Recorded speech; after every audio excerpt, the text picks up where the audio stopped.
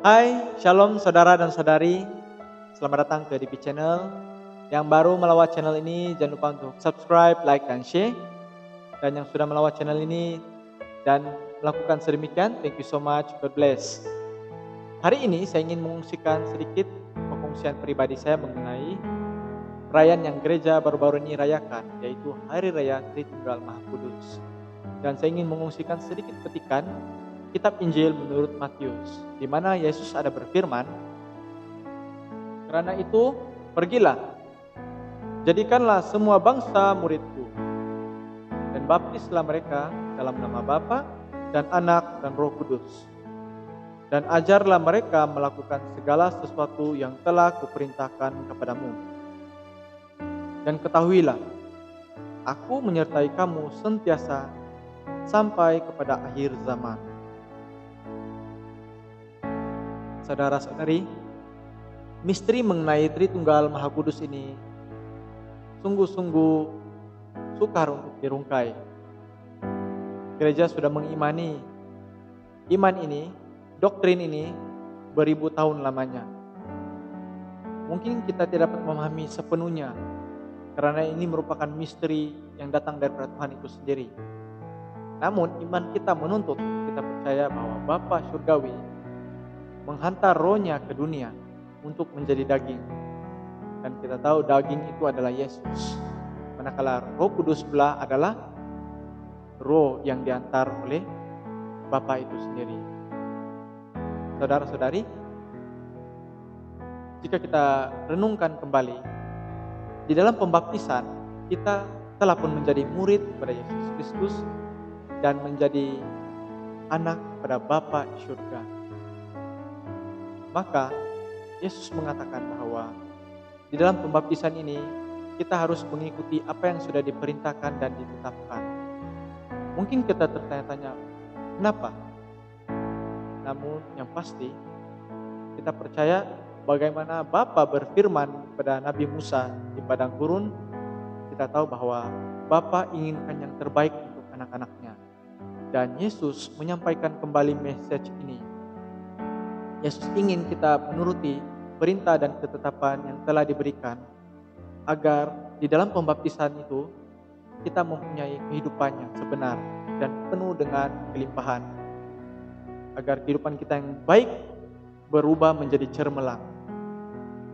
Saudara-saudari, di dalam pembaptisan ini kita bukan sahaja menjadi murid kepada Yesus, tetapi anak kepada Bapa di surga, ahli waris surga. Dan Tuhan berjanji bahwa Dia akan sentiasa menyertai kita melalui Roh Kudus-Nya yang kita terima di dalam pembaptisan. Ini yang menjadikan kita istimewa dan sungguh-sungguh diberkati. Jika kita melihat kembali, apakah kita mempercayai janji ini? Bahwa Tuhan sentiasa menyertai kita sehingga di pengakhiran.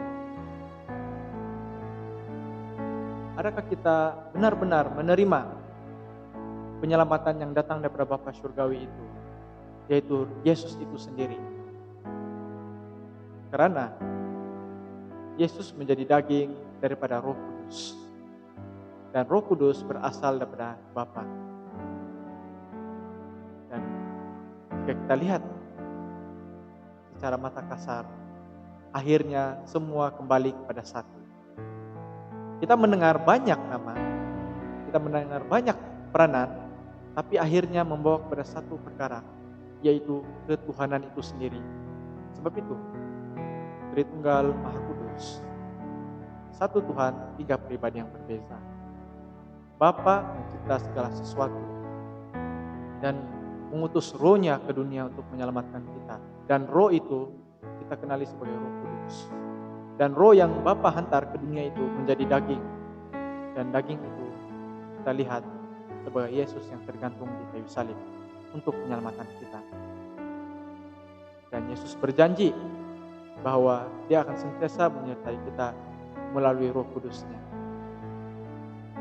Saudara-saudari, jika kita dapat melihat keistimewaan ini, kita akan tahu bahwa Tuhan hanya inginkan yang terbaik daripada kita. Di dalam pembaptisan kita menjadi murid kepadanya dan kita menjadi anak pada Bapa di surga. dan kita sentiasa didampingi oleh Roh Kudus. Lihatlah betapa istimewanya iman kita ini. Sebab itu saudara dan saudari, untuk mengikuti perintah dan ketetapannya, karena kita merupakan anak dan juga murid, memang bukan mudah. Kita terkadang jatuh, kita selalu jatuh. Namun, Bapa sentiasa melihat kita sebagai seorang anak yang baru ingin belajar berjalan. Dan Yesus melihat kita sebagai seorang murid yang sentiasa ingin belajar memperbaiki kesilapan. Dan Roh Kudus sentiasa ingin memimpin dan memperbaiki kita. Asalkan kita rela dan merendahkan diri untuk belajar dan menerima tuntunan dan pimpinan Tuhan kita sendiri. Oleh sebab itu, saya ingin menutup perkongsian saya dengan mengucapkan ribuan terima kasih. Teruskan mendoakan bagi kami. Shalom dan God bless.